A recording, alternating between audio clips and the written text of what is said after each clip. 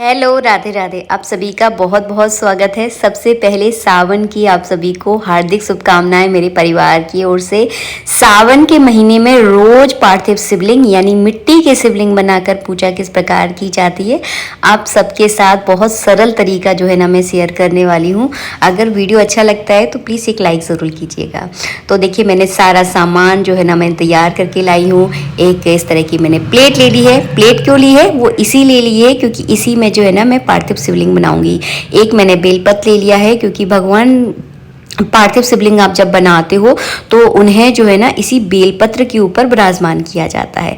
चलिए छत पर चलते हैं। और मिट्टी जो है ना हम सबको छत पर ही मिलेगी क्योंकि छत पर बहुत सारे पेड़ हैं। और आप भी, अगर आपके पास देखिए एक्स्ट्रा मिट्टी नहीं है, क्योंकि बाहर जब हम रहते हैं तो मिट्टी वगैरह हमें इजीली नहीं मिल पाती है, तो आप अपने गमले में से, मतलब जो आपके पेड़ पौधे लगे हुए हैं ना, उस गमले में से मिट्टी लेकर भी जो है ना पार्थिव शिवलिंग बना सकते हैं। देखिए हमारे यहाँ कितने सारे पेड़ पौधे लगे हुए हैं।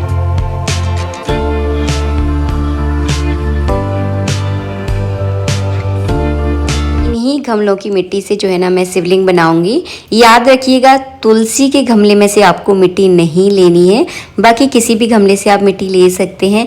मिट्टी आज थोड़ी सी गीली है क्योंकि आज बारिश हो गई थी, तो हम गीली मिट्टी से भी अच्छे से शिवलिंग बना सकते हैं। ऐसा ज़रूरी नहीं है कि मिट्टी एकदम बिल्कुल परफेक्ट होनी चाहिए। जब हम डेली में भगवान शिवलिंग बनाते हैं तो कभी बहुत अच्छे बनते हैं, कभी थोड़े से ज़्यादा अच्छे नहीं बन पाते हैं। तो बिल्कुल भी अपने मन को दुखी मत करना, क्योंकि भगवान को हम रूप देने वाले कोई नहीं होते हैं। भगवान तो अपना रूप जो है ना स्वयं धारण करते हैं।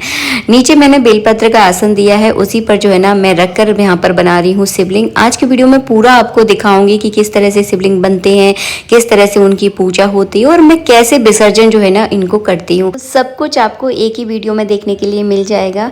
जब आप सावन के महीने में रोज मिट्टी के शिवलिंग बनाकर यानी पार्थिव शिवलिंग का जब रोज पूजन करते हैं तो रोज आपको पूरा परिवार बनाने की आवश्यकता नहीं होती। अगर आपकी श्रद्धा है, आपका मन है कि नहीं हमको पूरा परिवार बनाना है, तो आप पूरा परिवार भी बना सकते हैं। अगर आपके पास इतना ज़्यादा टाइम नहीं है तो आप अकेले शिवलिंग बनाकर भी पूजा कर सकते हैं। पूरा परिवार कैसे बनाया जाता है इस पर भी वीडियो ज़रूर आएगा। हमने थोड़े से फूल ले लिए हैं बगीचे में, आप अपने घर में थोड़े से फूल ज़रूर लगाएं ताकि पूजा में रोज़ जो है ना भगवान पर आप फूल चढ़ा सकें। वैसे तो भगवान शिव पर जो है ना अपराजिता के फूल और कनेर के फूल चढ़ाए जाते हैं। अगर आपको मिल जाए तो आप ज़रूर चढ़ाइएगा। चलिए अब करते हैं पूजा की तैयारी। मैंने यहाँ पे दीपक तैयार कर लिया है। आप पूजा में लंबी बाती का भी प्रयोग कर सकते हैं। गोल बाती रखी हुई थी बनी हुई, इसलिए मैंने यहाँ पर गोल बाती का प्रयोग किया है। सबसे पहले दीपक प्रज्वलित करना है। पूजा में सबसे पहला काम यही होता है कि आप दीपक को प्रज्वलित करें। और दीपक में इतना घी ज़रूर डालना कि जब तक आपकी पूजा होती है, विसर्जन होता है, तब तक ये दीपक जो है ना जलते रहना चाहिए। तो मैंने यहाँ पर पटा लिया है। पटे के ऊपर सफ़ेद कलर का कपड़ा बिछा दिया है। उसी पर जो है ना थोड़े से चावलों का आसन देकर जिस प्लेट पर मैंने भगवान शिवलिंग बनाए थे उस प्लेट को यहाँ पर विराजमान कर दिया है। आप वीडियो में देख रहे होंगे एक प्लेट है, उसके ऊपर एक उल्टी प्लेट रखकर मैंने भगवान शिव को विराजमान किया है। वो ऐसा इसलिए किया है, मिट्टी के शिवलिंग का जब हम अभिषेक करते हैं, जल अभिषेक करते हैं, तो पानी जो है ना ऊपर तक ना आए, इसीलिए इस तरह से ऊपर रखा जाता है। आप लोग समझ गए होंगे, वैसे ऐसे ही करना बहुत सही रहेगा। तो यहाँ पर मैंने थोड़े से चावल लेकर पूरे शिव परिवार का मन में ध्यान किया है। देखिए, शिव पूजा जब ही सफल होती है जब आप पूरे शिव परिवार का मन में ध्यान करते हैं, ऐसा भाव अपने अंदर रखते हैं कि हम पूरे शिव परिवार का पूजन कर रहे हैं। तो मैंने थोड़े से चावल चढ़ा दिए। इसके बाद मैं गंगा जल चढ़ाऊंगी। और हाँ, कभी भी डायरेक्ट इस तरह से जल नहीं चढ़ाना है। कैसे जल चढ़ाना है, देखिए सबसे पहले मैंने चावल चढ़ाया, इसके बाद एक बेलपत्र लिया है और बेलपत्र की छाया जो है ना भगवान शिवलिंग के ऊपर इस तरह से मैंने कर दी है।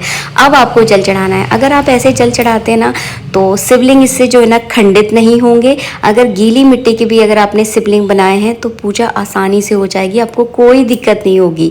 तो इस तरह से आप जल चढ़ाइएगा। जैसे ही जल चढ़ जाए उसके बाद आप बेलपत्र हटाकर इसको अपने नेत्रों से लगा लीजिए। इसके बाद जो है ना आपको इत्र लगाना है। इत्र लगाकर कलावा रूपी वस्त्र अर्पित करना है। अगर हाथ से इत्र लगाने में थोड़ी दिक्कत होती है क्योंकि मिट्टी के शिवलिंग है तो थोड़ा लगता है कि कहीं टूट ना जाए, तो आप थोड़ी सी कॉटन में इत्र लगाकर भी आप चढ़ा सकते हैं। इसके बाद आपको कलावा लेना है। 2 कलावा किस तरह से आपको चढ़ाने हैं, एक धोती दूसरा दुपट्टा।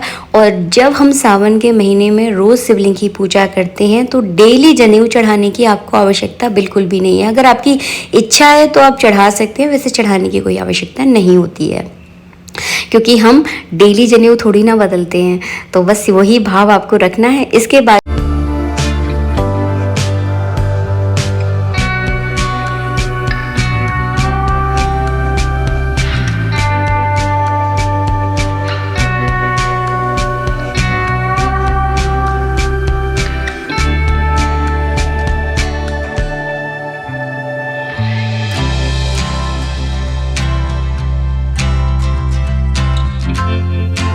बेलपत्र जब भी आप चढ़ाएं हमेशा उल्टा करके चढ़ाएं। उल्टा करके मतलब ऐसे चढ़ाना है कि बेलपत्र की छाया जो है ना शिवलिंग के ऊपर हो, ऐसे बेलपत्र चढ़ाना है। तो 5, 7, 11, 21 जितने बेलपत्र देखिए आपके पास हो उतने आप चढ़ा दीजिए।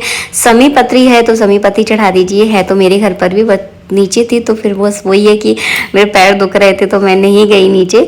तो इसके बाद जो है ना आपको धूप और दीप दिखा देना है जैसे मैंने दिखाया। उसके बाद गुलाल चढ़ा देना है, अबरक चढ़ा देना है, फल का भोग लगा देना है। डेली में आप भगवान शिव को मिश्री का, ड्राई फ्रूट का भोग लगा सकते हैं क्योंकि ये सारी चीज़ें तो हमारे घर में होती हैं। तो इन सारी चीज़ों का रोज़ भोग लगाइए आप।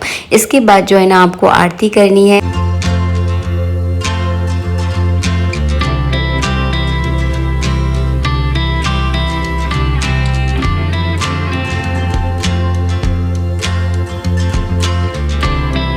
आरती करने के बाद आपको जल का अर्घ देना है। इस पूजा को आप चाहें तो सुबह कर सकते हैं, आप चाहें तो प्रदोष काल में कर सकते हैं।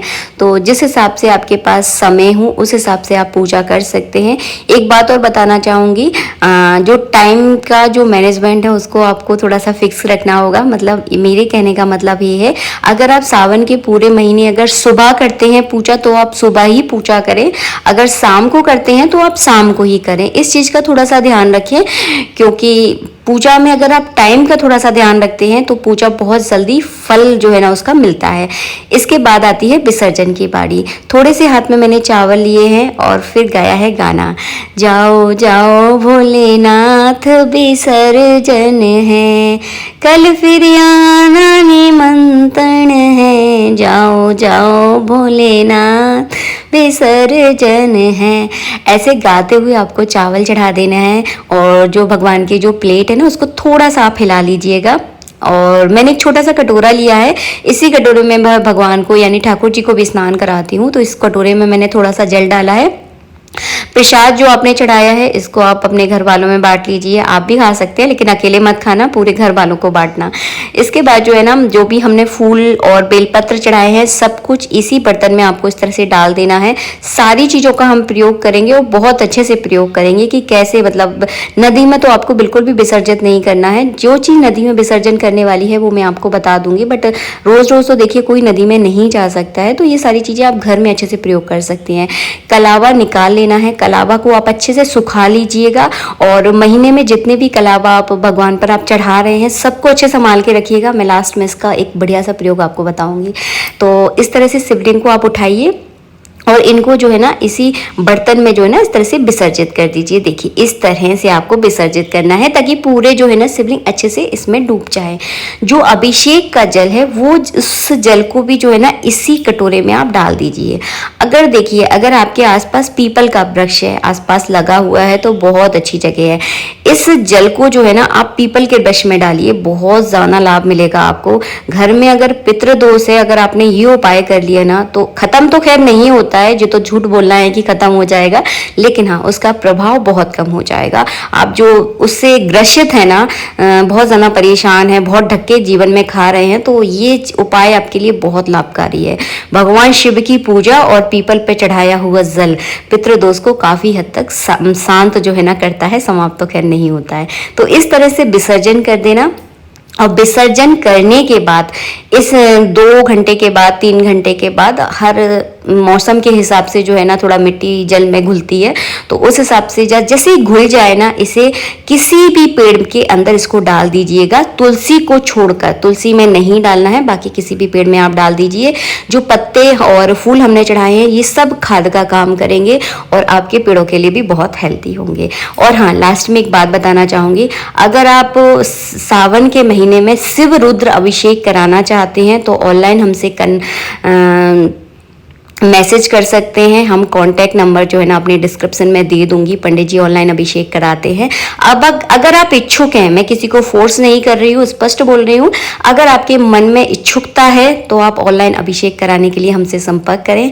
मिलेंगे नेक्स्ट वीडियो में। अगर वीडियो अच्छा लगा है तो लाइक कीजिएगा और हो सका तो एक हाथ सोमवार में हम खुद सबके लिए जो है ना ऑनलाइन अभिषेक खुद करवाएंगे, अगर संभव हो सका, क्योंकि पंडित जी बाहर पूजा पाठ के सिलसिले में बाहर रहते हैं। अगर वो फ्री रहे तो पक्का आप सबके साथ हम ऑनलाइन अभिषेक जरूर करेंगे।